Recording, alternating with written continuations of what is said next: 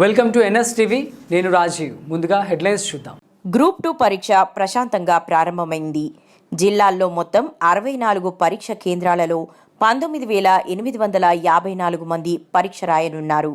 ఉదయం 8 గంటల నుంచి విద్యార్థులు కేంద్రాల వద్దకు చేరుకున్నారు. పేపర్ 1 ఉదయం 10 గంటల నుంచి 12 గంటల 30 నిమిషాల వరకు పరీక్ష జరగనుంది.